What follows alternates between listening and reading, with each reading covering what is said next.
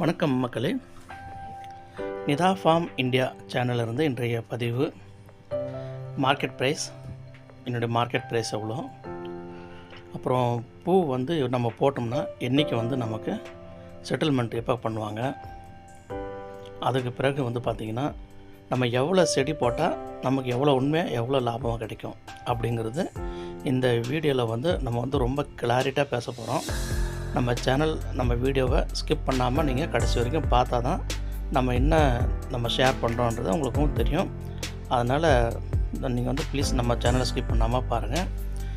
Nita form India இதான் நம்ம channel பேர். ப்ளீஸ் சப்ஸ்கிரைப் பண்ணிக்கிங்க. நம்ம குண்டுமல்லியில் நம்ம எந்த அளவுக்கு நம்ம பொருளாதாரத்தில் நம்ம மேலே போகலாம் அப்படிங்கிறதுக்கு நான் சில உதாரணங்கள்லாம் இருக்குது. அதெல்லாம் நான் இந்த வீடியோலாம் ஷேர் பண்ணுறேன். சரி, என்னுடைய எக்ஸ்பீரியன்ஸை நான் உங்களுக்கு ஃபஸ்ட்டு ஷேர் பண்ணிக்கிறேன். நான் குண்டுமல்லி ஃபார்மிங்குள்ளே ஏன் வந்தேன், எப்படி வந்தேன்றதை நான் சொல்கிறேன். நான் ஒரு பேசிக்காக பார்த்திங்கன்னா ஒரு இன்ஜினியர் பேக்ரவுண்டு.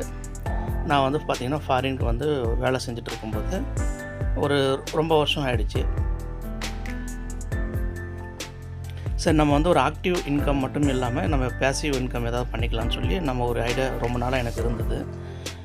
இருந்தாலும் எனக்கு பார்த்திங்கன்னா விவசாயத்து மேலே ஒரு அடக்க முடியாத ஒரு ஈடுபாடு, எனக்கு ஒரு காதல்னு சொல்லலாம். அந்த மாதிரி எனக்கு விவசாயம்னா அந்தளவுக்கு எனக்கு பிடிக்கும்.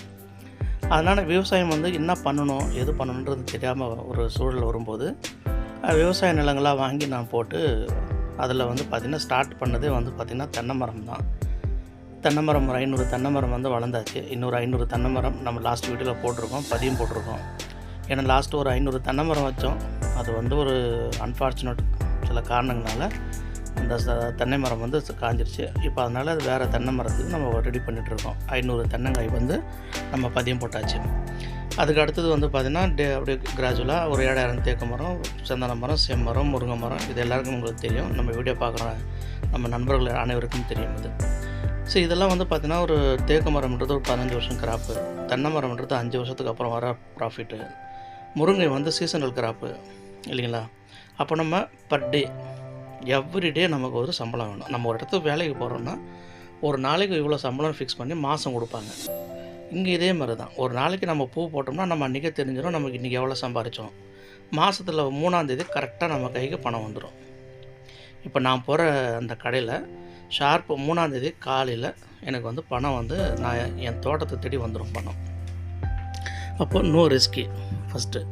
இரண்டாவது, நான் இந்த இந்த ஃபார்மிங்கு அப்போ பார்த்திங்கன்னா திருவண்ணாமலையில் அந்த சுற்று வட்டாரத்தில் இருக்கிற சில கிராமங்களில் நான் எதர்ச்சியாக போயிருக்கும்போது நம்ம நண்பர்கள் எல்லாம் திருவண்ணாமலையில் இருப்பாங்க. அவங்க கூட பேசும்போதும் பழகும்போதும் பார்த்திங்கன்னா அப்போ தான் நமக்கு சில விஷயங்கள் தெரிய வருது. மல்லிகைப்பூ விவசாயம் பண்ணி அதன் மூலமாக வந்த வருவாயை வச்சு கோடி ரூபாய்க்கெல்லாம் வீடு கட்டியிருக்காங்க. இதை சொல்லும்போது நம்புகிற மாதிரி இல்லையா? நான் சொல்லும்போது உங்களுக்கு இப்படி தான் தோணுன்னு நினைக்கிறேன். எனக்கும் இப்படி தான் தோணுச்சு. போங்க, அவங்கவுங்க காசு என்னென்னாவும் சம்பாதிக்கிறாங்க, முடியல, இப்போ இதில் என்ன சம்பாரிச்சு முடியும் அப்படின்னு அப்படி விட்டுட்டேன்.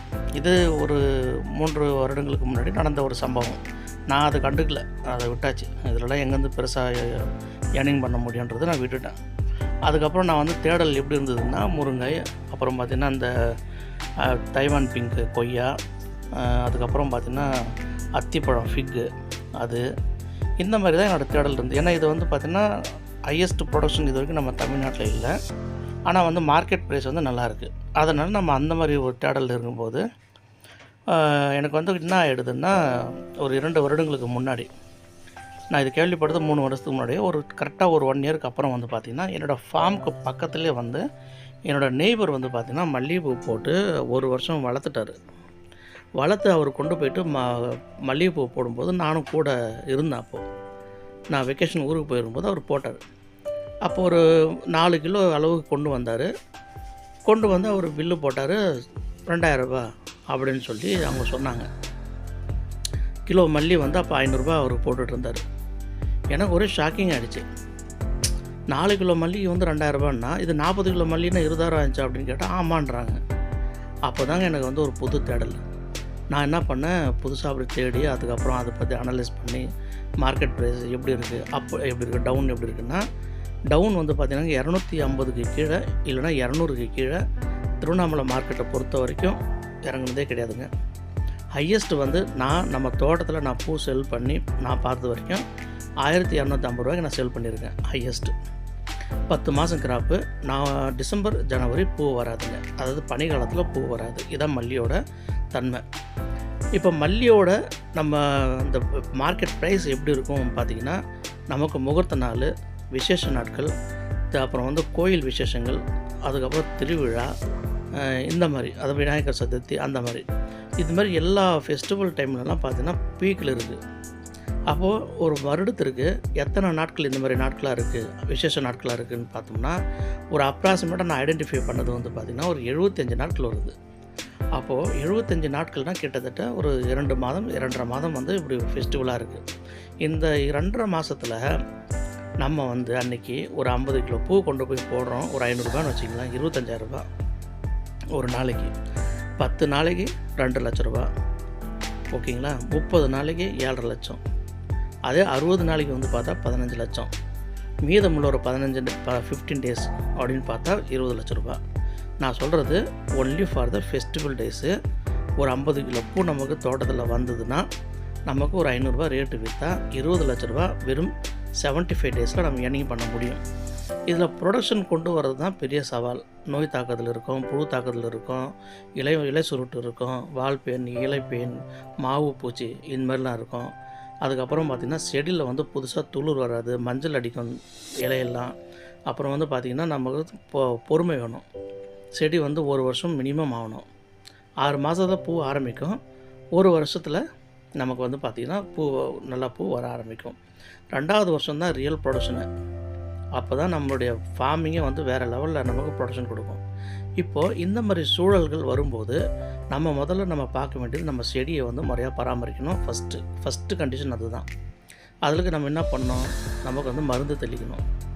இந்த மாதிரி சில மருந்து தைமோத்தேசியம்லாம் இருக்குது, அதுக்கப்புறம் மொனோக்ரோட்டோபாஸ், சாப் பவுட்ரு, அப்புறம் வந்து பொவன்டோ, அப்புறம் தைமோத்தேசியம், அப்புறம் வந்து பார்த்திங்கன்னா ஆல்ஃபா கார்டு, ஆல்ஃபா மைத்ரின், எல்லா மருந்து இருக்குது. இதில் 6-7 மருந்து சொன்னால, இதில் ஒரு 3 மருந்து காம்பினேஷன் ஒரு வாரம், அடுத்த வாரம் வேறு 3 மருந்து ஒரு காம்பினேஷன் அடிங்க. அதுக்கப்புறம் மாற்றி அடிச்சுக்கிட்டே இருக்கும், ஒரு வாரத்துக்கு ஒரு முறை. பிறகு நம்ம அடி உரம் வந்து பார்த்திங்கன்னா 20-20-0-13 போடலாம், NPK போடலாம். ஃபேக்டாமாஸ் தி பெஸ்ட்டு, அது கண்டிப்பாக போட்டே ஆகணும். அதுக்கப்புறம் பார்த்திங்கன்னா பொட்டாஷ் வந்து 60% பொட்டாஷ் தான் இடத்துல மெயின் ரோல் ப்ளே பண்ணதில்லை. அப்போது நம்ம இது எல்லாமே வாங்கி நம்ம செடிக்கு அடி உரமாக மாதம் ஒரு முறை நம்ம அடி உரமாக நம்ம போடணும். இதுமாரி போட்டு நம்ம செடியை வளர்த்தோம்னா ஆட்டோமேட்டிக்காக பிரான்ச் வரும். நீங்கள் நான் சொன்ன அந்த உரங்கள் மருந்து நீங்கள் போட்டுப்பாங்க. மேலே வந்து பயோ மருந்து ஒரு 6 மாதம் முடிஞ்சதுக்கப்புறமா பூ வர தருவாயில் பயோ மருந்து நீங்கள் போடலாம். என்ன போடலாம், ஜிப்ராலிக்கு, போரானு, இது 2 சேர்க்கலாம். அதுக்கு அடுத்தது வந்து பார்த்திங்கன்னா நீங்கள் டபுள்லாம் அடிச்சிங்கன்னா வேறு லெவலில் பூ வருங்க. நீங்கள் ஒன்றா ட்ரை பண்ணி பாருங்கள், நல்லாயிருக்கும். விப்புல் மருந்து அதுவும் நல்லாயிருக்கும். அப்புறம் வந்து பார்த்திங்கன்னா நைட்ரோ பென்சில், இதுவும் நல்லாயிருக்கும். நீங்கள் நான் சொன்ன மாதிரி தான் நோட் பண்ணிக்கிங்க. நம்ம வீடியோ வந்து ரிப்பீட் பண்ணி பாருங்கள், 1க்கு 4 தடவை ரிப்பீட் பண்ணி பாருங்கள். நீங்கள் பார்த்துட்டு அந்த வீடியோ நல்லா ரிப்பீட் பண்ணி பாருங்கள். நான் சொன்ன மருந்தெல்லாம் அதில் கன்ஃபார்ம்டாக நீங்கள்லாம் வாங்கி செஞ்சு பாருங்கள். மல்லியில் வந்து நிச்சயமாக உங்களுக்கு நல்ல லாபம் இருக்கும்.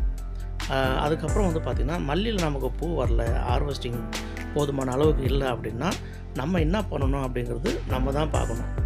ஏன்னா மல்லி வச்சவங்க யாருக்குமே நஷ்டம்னு சொல்லி இது வரைக்கும் இல்லை. அப்படி நஷ்டம் அடைஞ்சால் அது ஏதோ நம்மக்கிட்ட தான் ஏதோ சில பிரச்சனைகள் இருக்குது. அது நம்ம என்ன பண்ணணுன்றது நம்ம வந்து ஒரு விவசாயிகளாக நம்ம வந்து கூடி அதை பற்றி ஒரு நிவர்த்தி பண்ணிக்கலாம். அது ரொம்ப சாதாரண விஷயந்தான். அதுக்கு அடுத்தபடியாக நம்ம வந்து பார்த்தோம்னா எத்தனை செடி வச்சா நமக்கு லாபம் வரும்னு பார்த்தா குறைஞ்சபட்சமாக 30 சென்ட் வச்சா ரொம்ப நல்லதுங்க.